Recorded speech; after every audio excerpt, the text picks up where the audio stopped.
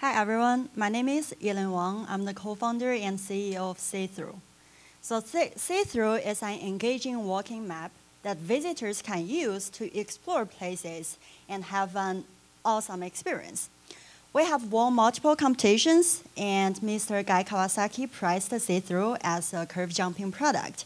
So let me show you how. So I'm planning to take a visit to a zoo or a museum or any large venues. Here is what my experience looks like. I leave my home, I open Google Maps and start driving. I arrive and park my car. I go to the information desk and pick up a piece of paper map.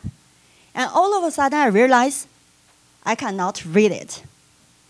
I believe that I'm not alone. A small attraction site like a zoo spends at around $200,000 per year on printing paper maps. However, in this rapidly digitalized world, people, especially millennials like me, we go to our phone for information and we're losing the ability to read a piece of paper map. And here is how we fix it.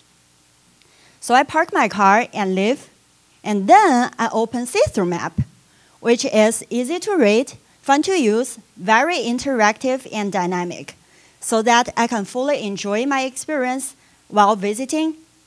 And besides that, not only at one specific venue, I can use a map at multiple places. This is how our product looks like. When you open the map, it will show you a detailed 2D version of a map so that you can locate yourself and navigate to wherever you want to go. Not only this, you can choose enter another map mode, which is called the augmented reality map mode. It looks like this.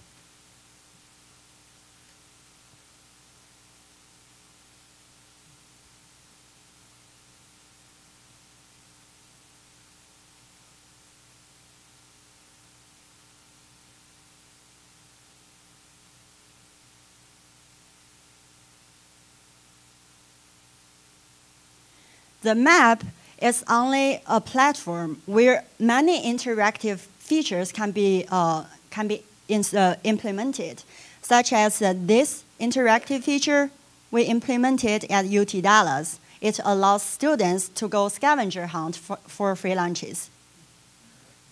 So imagine you're holding up your phone and going to the tigers exhibit in a zoo.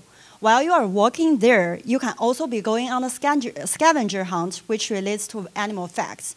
Or you can see which exhibits are less populated to avoid the long line. Think about the possibilities we can build on this big map platform. So we do have a vision. We want to become the platform for augmented reality experiences. Say we want to become the Google of AR. So how can we do that? We take 3 steps. First, we will partner with an individual set of attractions like zoos and museums or theme parks, and we gradually grow our user bases. Our second step will be automate our mapping software. So any individual attraction sites or venues, they can add themselves onto our map platform, and users can access to it.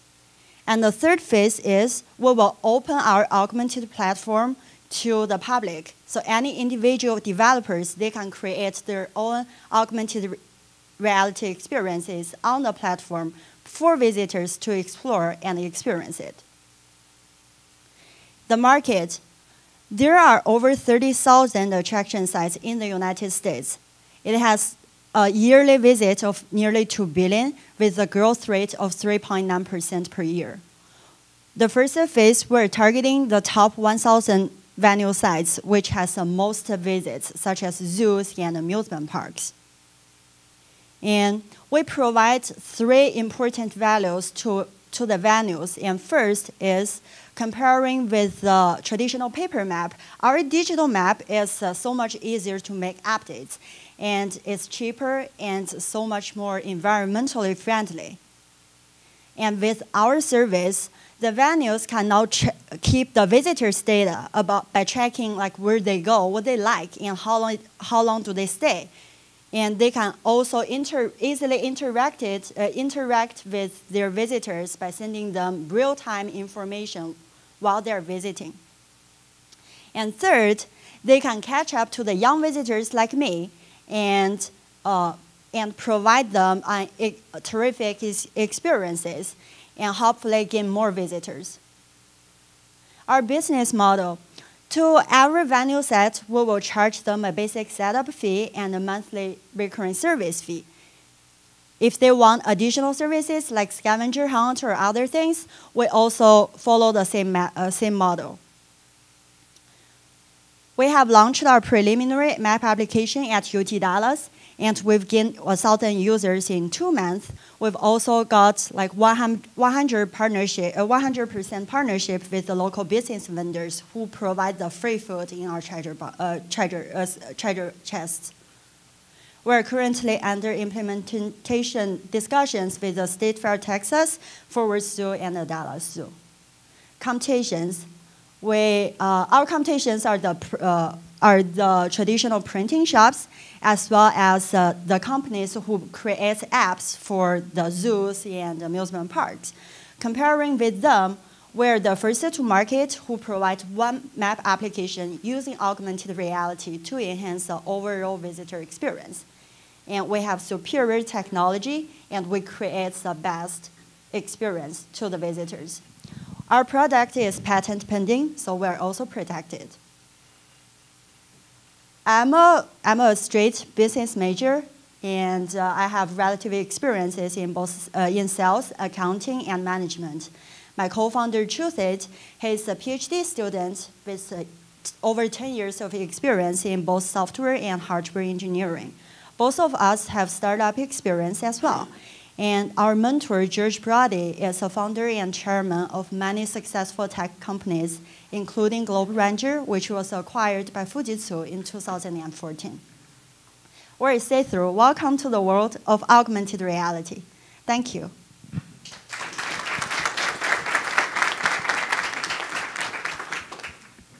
Well, I'm extremely excited about this. After we spoke yesterday, this is one of those ideas that you say, why didn't I think of this?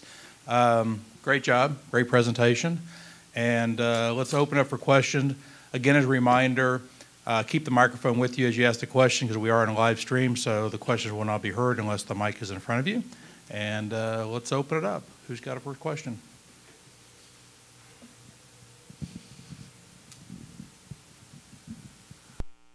Typically take for someone to put together the map for like the state fair if they're going to do that? Yeah, for our first 3 customers, it will take longer. If we map the state fair, it will take us 4 months. But later, after 3 customers, our structure will be ready, and it will be like really fast. We can do it within 1 or 2 weeks. We'll go over here first.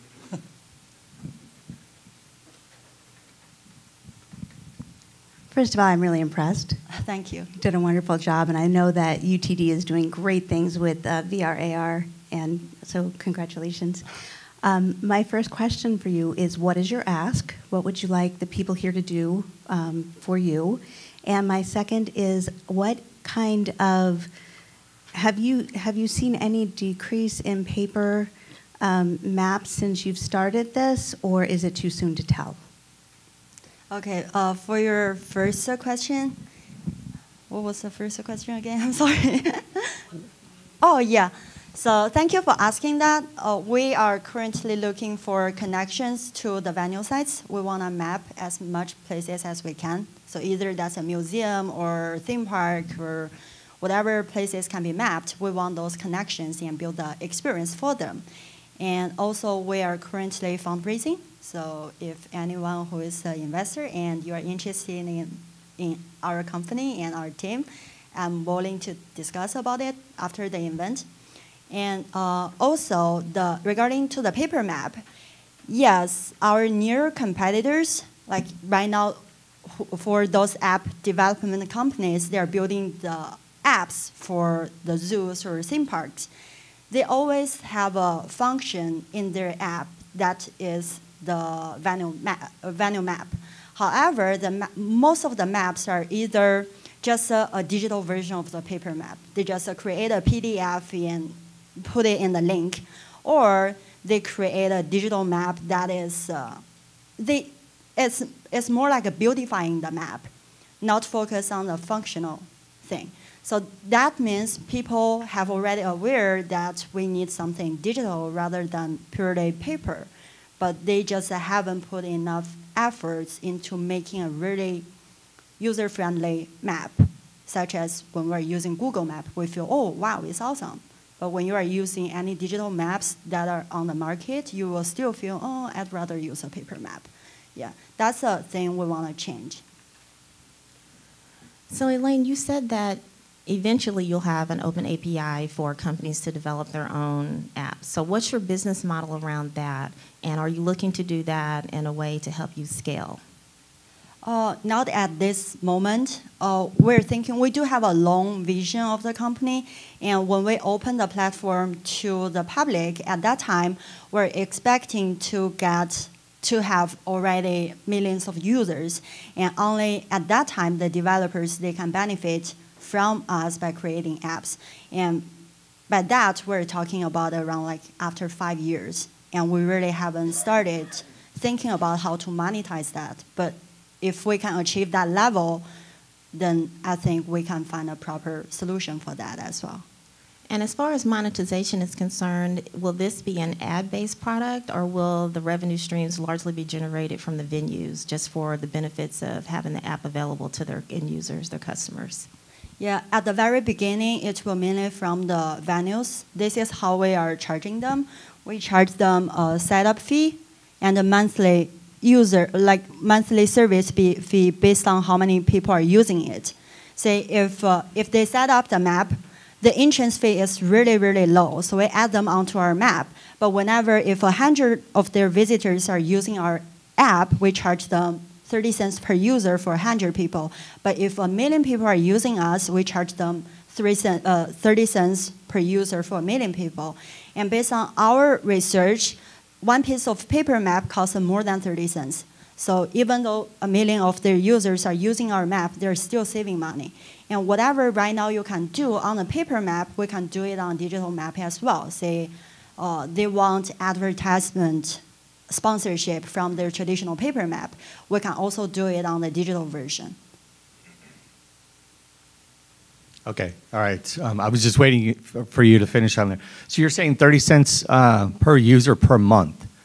Okay, so I visit Disneyland, in July. So Walt Disney's still paying for me in January of the following year because I'm a user. You're still charging them 30 cents per month to use your map service? No, it's we charge the venue every month. And we will get the statistics from that month, how many users use our map, and we charge them on a monthly basis. Okay, all right. Yeah. And then a couple other questions. How do you help the venues gain users? Because yes, there's 1 million apps out there, and there's probably 1 million apps that are going at Walt Disney or going at UT Dallas and presenting maybe not as good ideas, but similar ideas. So how do they sift through the noise to find you and see that you're the best option for them? Yeah, so because we're not creating individual apps for individual venues. Say if we cover Dallas Zoo, we cover the State Fair of Texas, we cover the Stockyard Forwards. If we cover 3 places on our map and all our users can have the access to our experiences at 3 different locations. And because at each different location, the venue can customize the experience for the users. So as a user, you can get different experiences at 3 different places. But when you know there are 3 different places who are offering special services on the map platform, I didn't do a survey or anything, but I asked some of my friends. They said, if I'm having really good experience at this venue using augmented reality, and I know the other venue is also offering something cool experience there, I'd love to go there and check out. Okay. I actually have two more questions. Is there a way to, I mean, the one thing, I'm not a millennial, as you can see, and so the one thing I find is they tend to be locked down here and not locked into there, and seeing what they're experiencing. I mean, since they're going to be staring at their phones, so they have a way of taking photos as they're going through the venue, so they actually look and have a memory. I mean, because that's one of the things you find. A lot of them is they're sort of stuck in their phone and they're texting and twittering without actually experiencing it. And then, well, I'll let you answer that. And then the last one is back to a revenue scenario. Yeah, so that's why we're doing maps, because we feel when people want to go visit a venue, they want to experience it in the physical world. So we're not providing something that is distracting. We're providing something that's supportive, say a map. If you want to find a place at a venue, you need a map. And whatever things we're adding on is to assist your experience. Say if you want to go to a scavenger hunt, it will be on your way to the place you are going to. And at that place, you are taking pictures with the animals or whatever mascot anyway. So you can take the picture in augmented reality. We're not pushing the people to use, to keep on their phone. We just add another digital layer at the site of attractions so that you can experience in both layers of that same site. Okay. And then I'll make the last one quick. Do you have a way of having people within as you're building the map for, say, like Disney? There's different places. There's different locations where they can buy merchandise. Is there ways within the map to where they could actually click on that and buy that stuff, buy the items, and have them ready for them at the store, so they don't have to like go walking through? They can, as they're doing their tour. Kind of like you get the jump in line on the rides. If you get a special pass, will this allow them to buy Mickey Mouse ears without having to go into the store and wait around? Yeah, technically, yes. The answer is yes. However, we'll have to discuss with the venue and maybe try among users to see whether that's effective or not. But if that's effective, that's something we can do. Did I answer your question? All your questions? Thank you. Yeah, great app. I did 6 parks in 4 days at Disney World, so would definitely use this. I think one thing the parks forget is that the mobile devices are battery charged, so everyone's like looking to charge their phone, especially if they have this out the whole time or a lot of the time. Have you hooked up with or connected with any of the charging areas, the kiosks? Actually, we aware of that problem, but we are not worrying that a lot. Since augmented reality, I guess most of you heard of that term before you even come here. That means the whole society, the big companies, Google, Facebook, and a lot of other companies, they are all doing the Apple. The companies who are making hardware is also aware of that problem. So they're finding solutions to increase their battery life. But from our side, we're also trying to writing an algorithm that will decrease the battery drainage of our application. And we believe that after 2 years, the battery issue won't be a really, really big issue, because everything, the whole society is working together to overcome that dilemma.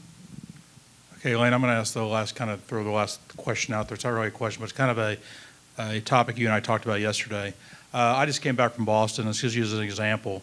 You take a tour bus around a city to see all the sights and sounds. You hop on, hop off, or you stay on the entire tour. Another application is this would be if you would get involved with a tour company, you'd have this app to be able to go back to where you saw that you were on the bus and get off, and you'd have all the interactive. You could see all that information. So, to me, the app has a lot of, there's so much you could do with it, and I think that they're on the surface of just something that seems like it's got infinite possibilities. Great presentation. You've told us what we could do for you. Hopefully, you can network and make some new contacts, and look forward to seeing your growth. Thank you. Thank you, everyone.